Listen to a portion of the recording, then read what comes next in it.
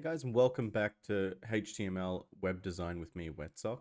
This is episode 3. If you haven't seen the first two, I'd highly recommend it, especially if you're new to HTML. But in this one, we're going to be covering forms and images. So this is going to be a crucial point to the kind of mock-up scam website that we're going to build at the end of all of these lessons, because a lot of it is to do with kind of visually stimulating the user to continue clicking forward. Big difference is that we're not going to be using any sort of nudity or anything like that. We're going to use something similar, but visually appropriate for anyone who does click on it. You know, we've got to think of underage. We've got to maintain an innocence to all of this. So nothing is going to be too crude. So we may not get the same results as some of the scam websites, but you know, ultimately it's just for educational purposes.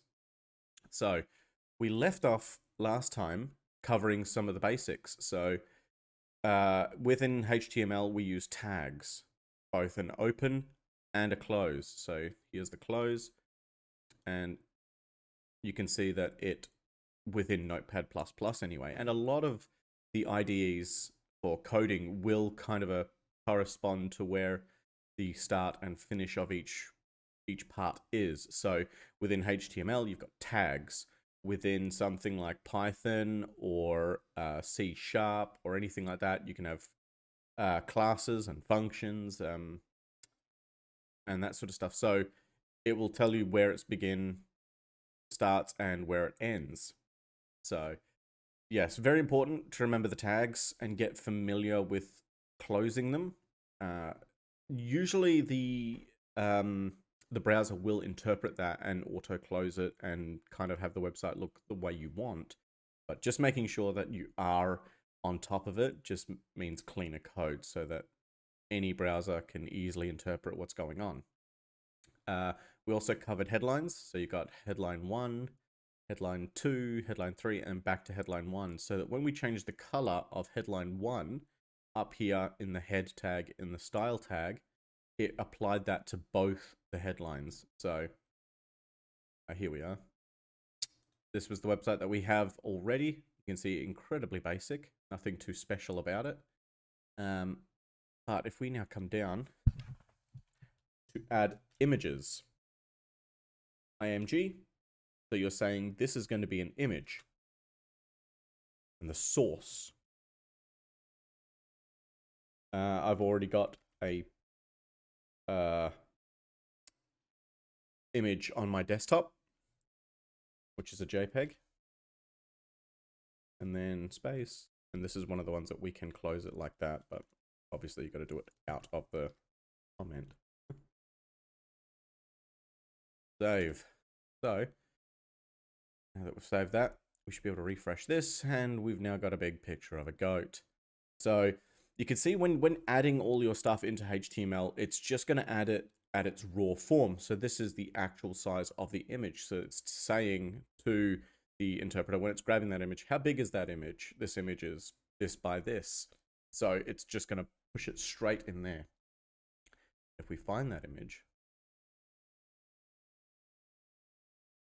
come to the properties, you can see it's relatively large in terms of its file size, whereas if it was smaller, it would be significantly less in terms of its file size.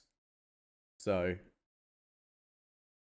it's where we will dive into the CSS. That's where we're going to alter the size and position of that image. I'm imagining to begin with what we would do is we would have a collage of images to begin with just a simple, you know, introductory bubble in the center of the screen that's just going to have a button that says I agree. So, you know, you're gonna go to a very happy place. Be prepared for all sorts of amazing things. If you agree, click the button below. If not, exit this page. And then from there, we'll go into another web page and have new lines of code, more images, etc., etc. So there, images are very, very simple to put in, and you can put in as many as you like, and it will be with the CSS part that's where you will alter it. Because we're going to be adding in lots of images, it's probably going to be easier, rather than putting it into the style tag, we're going to have a separate CSS file. Again, I'll show you more of that once we get into CSS and then JavaScript, so that we've got all of our functionality and aesthetics all taken care of. But for this one, we'll just remove the image for now because of its size. And we are going to dive. Now we're going to dive into forms. So form, incredibly simple. Form. And effectively, that's the beginning of our form. And you're going to insert the same data as similar to a table. So you can have table rows and table data within that form. So we'll go table row, and we'll go table data. And what we will do is, let's just go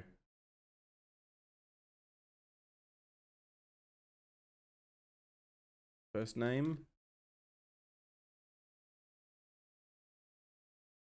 table data, and we'll go table data, and we'll put that as type equals text, but we don't actually want table data, do we? No, we want input type text,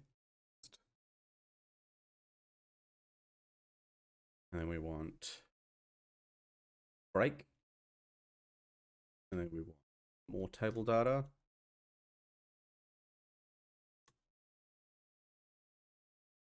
last name, close it off, table data, and we want input type equal text. So you can see here, while we're putting the input type, so input's just going to be like a straight input box. There's going to be a little box that you can put text or numbers or whatever you want into it. The type can change depending on what it is you want. So you might not always want text. You might want a number, and then you'll want to set that so that it'll only accept a certain amount of numbers. So say, for instance, in Australia, the postcode to Perth is 6,000. So if we're trying to take someone's postcode, we would set that to minimum of 4, maximum of 4. So it has to be 4 digits. Otherwise, it's going to present the user with an issue. Now, you would typically do that with JavaScript to alert the user. So it's going to wash that input, so they can't just put whatever they want into it. So that'll stop things like cross-site scripting or SQL injection, those sorts of hacks. Because if you don't wash it, they could close it out and start entering in their own JavaScript, which can cause all sorts of nasty problems. And then we'll put another break in. First name, last name. Let's do something where we have to use a drop down. So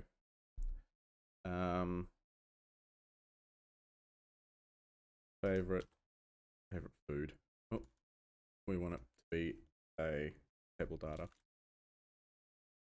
Favorite food, table data, close that out. Then what we will do is, I think it is select.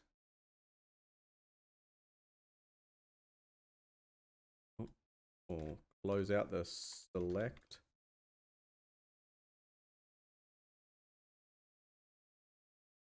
Option.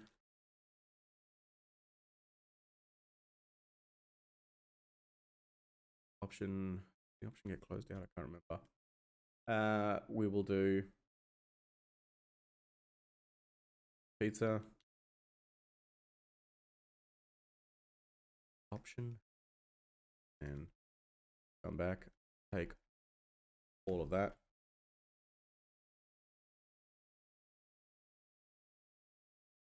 Pizza. Pies. I don't know. We'll just type in anything we like at the moment because it is just for education and just for fun. Cake and wow, my mind has just gone blank. But typically what you would do is up the top here for this very first option, we would leave that blank and it just says select food, and that option will be default disabled, and you just put that in here. But we don't necessarily need to worry about that just now. We can leave that because that could be something that we just add in later because that's fine tuning. And what I'm trying to get just now is the basic principle understood. Save. Let's see what we've got. There we go. So you'd enter in your first name, enter in your last name, and then you choose your favorite food. So there's a basic form right there. You can see that obviously the boxes are incredibly tight and close together. They're not really in alignment. When I say not really, they're not at all in alignment. And everything is all squashed up on the left-hand side of the screen. So it's with CSS that we're going to be adjusting these boxes to all be in a line, preferably in the center of the screen if that's the orientation that we want, and add some padding around it so that we fluff them out so they're not like squashed together. Like you can see here, we want a nice little gap between them. Similar to here, you can see that within all of these boxes, there's just a little bit of gap that just makes it nice, neat, and tidy. We want a similar effect, but with these boxes form. We come back into here and we go below the select. We could then go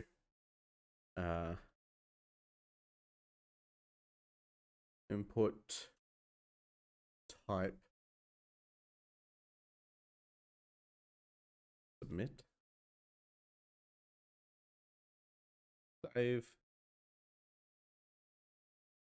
and we now have a submit button.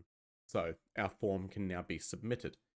What you would do though is with the form, so we take our first form tag and we would put it as method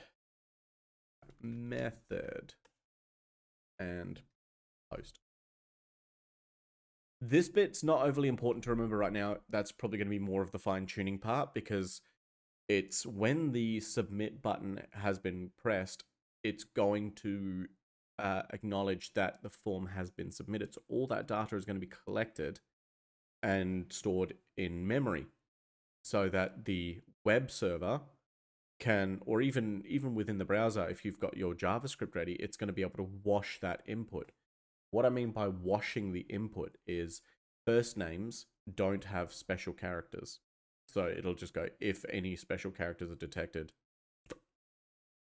put an alert message to the user saying that this can't be accepted. Same with the last name. No numbers and no special characters.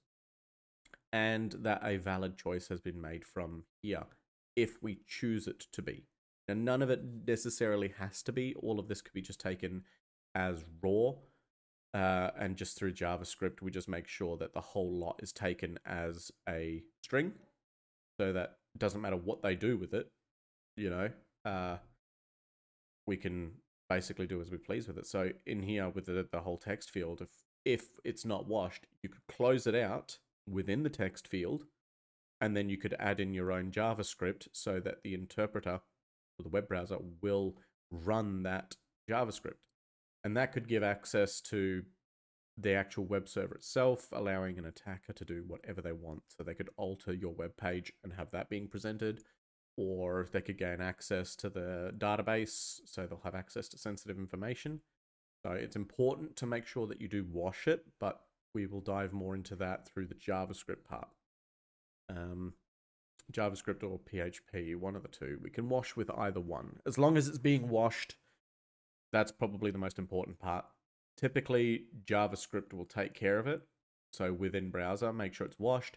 And then PHP will do like a little final check before it comes onto the web server. So we've got our basic form. We've got images.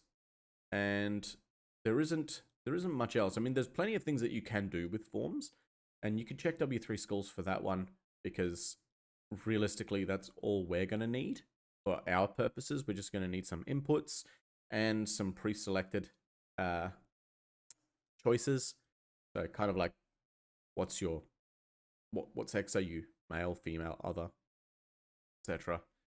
First name, last name, not 100% necessary, but still probably something that we will put in there to try and make it look as professional as possible. But you can see how quickly this code starts to build up. And if we started to add scripts in here and PHP and CSS into all of this, you know, you could see that this website is incredibly basic. So it would need to be a lot more to it. So if we were to add, say, 30 images, a separate bubble in the center with a small form, and then we add the CSS to adjust all of those images, all 30 of those images, you could see how quickly this could start to, you know, run up into the hundreds of lines of code. So that's why some developers will have a separate CSS file. So it's still hundreds of lines of code, but when you're looking at it or working on it, you knowing which file to go to. So if it's aesthetics, you're going to the CSS file. If it's functionality, you're going to a JavaScript element within the HTML file. PHP is the middleman between the browser and the database, more or less. And MySQL is just going to be for the database. So, yes, it's important to understand when to break things up. If it's only a small amount of CSS, you can just leave it in the style tags.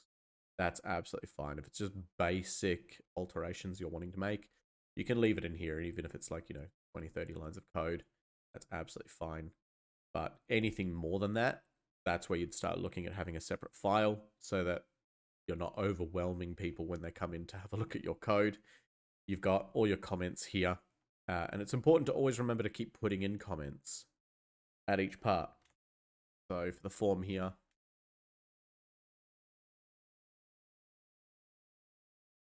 this is a basic form to educate people. And then, I mean, you can, it's not necessary, but